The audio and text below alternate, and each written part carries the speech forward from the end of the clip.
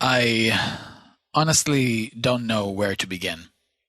My wife and I went to the movies to see No Time to Die, the new James Bond film, and the last to feature Daniel Craig in the role. And I hate it. I hate it with a passion. I honestly don't remember the last time I was this furious after watching a movie. They played with fire, and we got burned.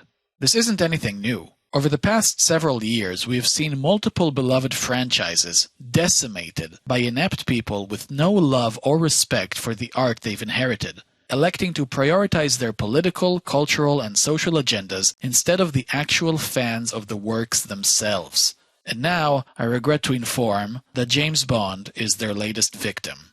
Obviously, I'm gonna go into mega spoilers with this video, but I honestly don't believe this film deserves your money. Before I begin, please leave a like and a comment, subscribe to my channel, and share this video. James Bond is dead.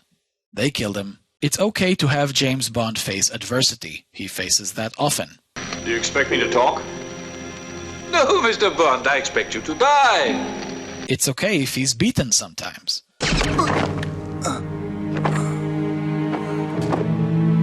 He can even make mistakes. But you don't kill him. You just don't. Having James Bond die in his own film is the same as losing a game because your opponent cheated. This isn't how the activity was meant to conclude. As a matter of fact, it's the antithesis of what James Bond represents, which I'll get to later.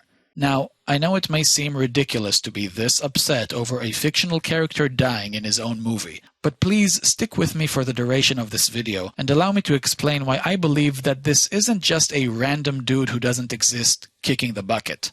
This is something more. First, a history lesson. I admire your luck, Mr. Bond.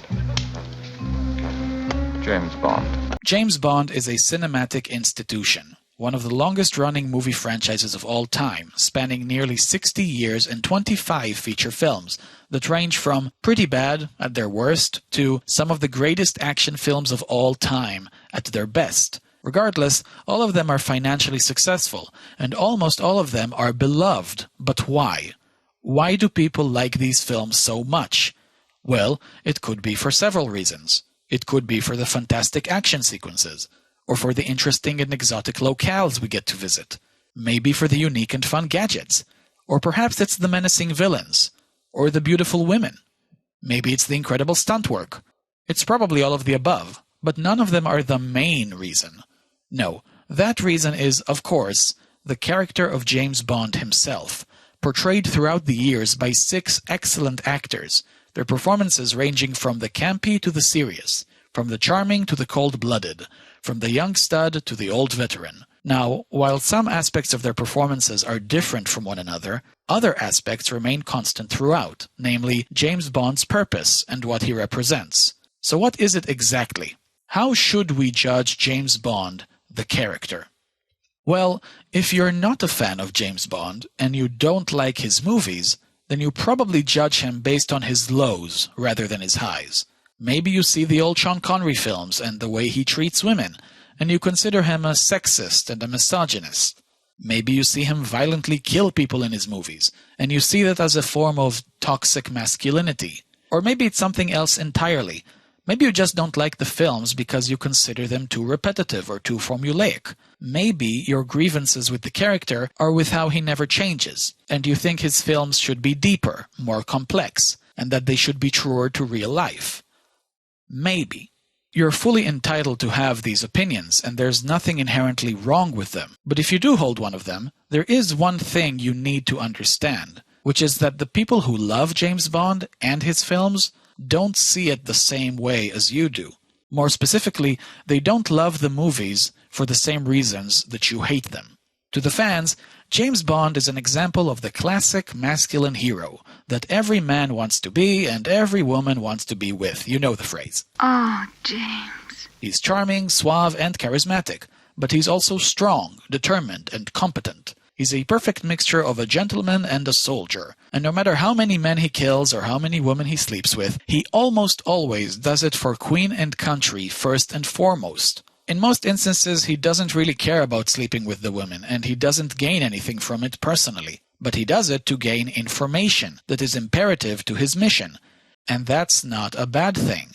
And yeah, sometimes he does it for himself just for fun. But you know what? That's okay too, because, and that's the big point I'm trying to get to, James Bond is a character whose sole purposes are for escapism. James Bond isn't meant to be deep.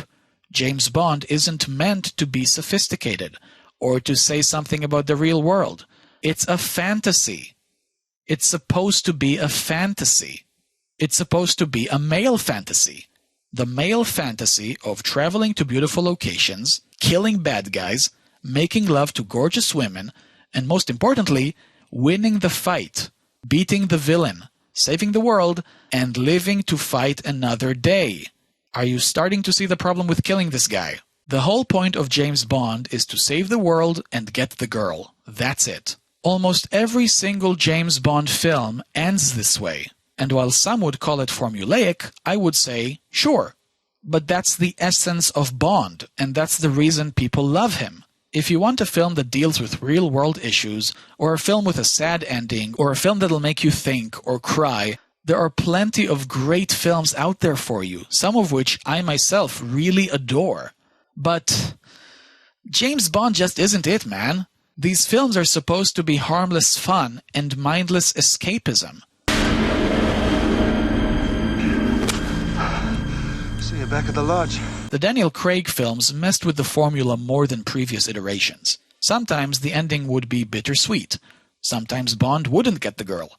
But at least James Bond, the character, ended his adventure on a triumphant note, with the strength to go on the next one.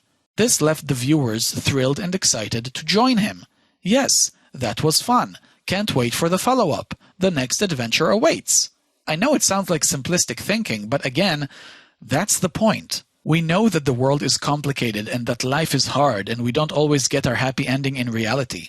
That's what movies are for, at least some of them. That's the primary reason why I fell in love with films in the first place. Because of the stories, because of the awesome characters, because of the adventures, because of the magic, because of the fun. But this is 2021, which means we don't get to have fun anymore. What could possibly be a justifiable reason to kill James Bond? Well, as I said at the beginning, I can never really know. But if you ask me, I think enough is enough. So what's next?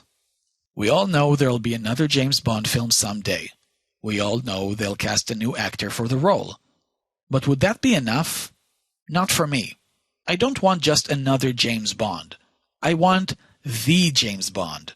I want the classic James Bond and the classic Bond film. I want the fun, escapist male fantasy Bond, where we go in, shut off our brains for 2 hours, go on an adventure, have fun, and move on with our lives. That's what I want, and let me know if that's what you want too. I believe that's what the fans want. It's what the fans deserve, and it's what we should demand. Is it what we're gonna get? Probably not. But that doesn't mean we need to just sit there and take it. If you see that the new Bond will just build upon the subversions that the Craig era, and No Time to Die especially, have started, then just don't watch it. Don't give them your money. They don't deserve it, and you won't like what you get anyway, so why pay for it? Well, at least that's the way I see it. Thanks for watching, everybody. I had to vent out my frustrations after watching this film. Seeing James Bond die felt like a slap in the face to me. It felt like a middle finger to the fans. Is it just me? Let me know what you think in the comments below. Also, if you enjoyed the video, share it with your friends and subscribe to my channel. Check out my other content right here. Thanks again, and have a good one.